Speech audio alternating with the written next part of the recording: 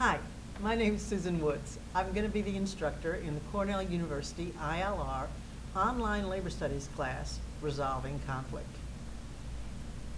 Being able to resolve conflict and respond effectively is an essential skill for union leaders today, for stewards, for activists, for members who want to influence outcomes.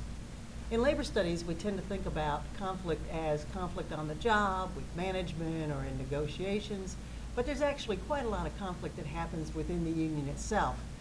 Internal to leadership circles, between stewards and members, or members and stewards, on committees, between different constituencies, balancing constituencies within the union local.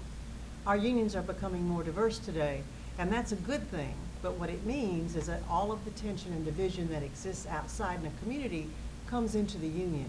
So being able to resolve conflict in a way that works is important. How it's handled matters.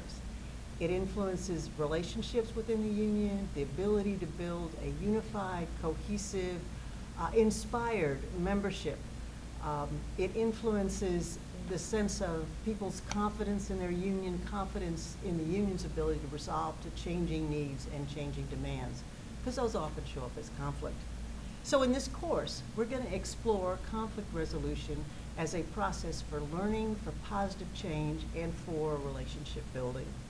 We're going to build skills and understanding to diffuse and resolve conflict.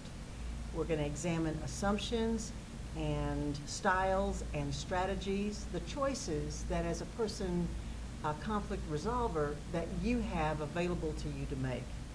Our focus is going to be on an integrated process to conflict resolution, one that emphasizes surfacing concerns and resolving issues on the basis of the concerns that both parties bring to a dispute. This is often in official negotiations identified as interest-based bargaining. We're going to look at it on the more informal level with a primary focus on personal and interpersonal disputes that happen. And we'll also look at the kinds of dynamics that cloud the ability to resolve conflict effectively. We'll look at emotions and identity and power and respect and recognition. We'll emphasize communication skills not only to avoid conflict escalation, but also skills that will draw the other side into working with you to resolve an issue effectively and in a way that's acceptable to both parties. So this is not a course primarily about bargaining, although toward the end we will look at the application of these kinds of ideas about conflict resolution in the context of collective bargaining and grievance administration. I've got some interesting case examples, and I know that you will bring a wealth of experience to this class.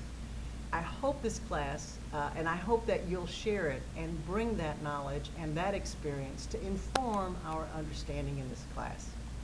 I have one last thing to say, that this class is going to be hands-on. I don't think you can learn about resolving conflict by reading a lot of literature and then answering some questions on a quiz. This is going to be a hands-on course that will give you some practical experience trying out the ideas and approaches and techniques that we review in class.